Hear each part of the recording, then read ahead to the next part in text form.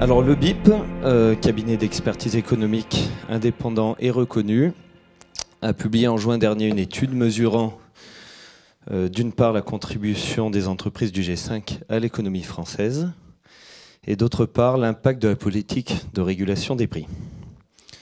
Donc il s'agit de la première étude menée sur une longue période, donc de 2010 à 2018, et qui permet donc de dégager et de mettre en perspective des tendances de fond et de mesurer l'impact cumulé sur près d'une dizaine d'années de la politique menée en sortant de la vision budgétaire annuelle.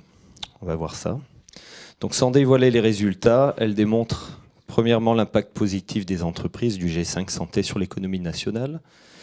Deuxièmement, les conséquences sur l'économie nationale induites par 8 ans de régulation drastique imposée à notre secteur industriel.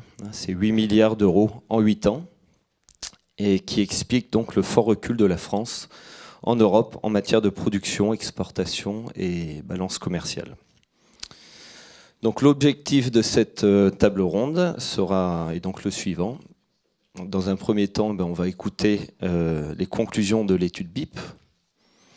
Et puis on va débattre et réagir face à ces constats afin de savoir si nous persistons sur la voie actuelle d'une lourde régulation et nous pouvons affirmer que le point de rupture est très proche où la France décrochera des pays leaders dans les industries de santé.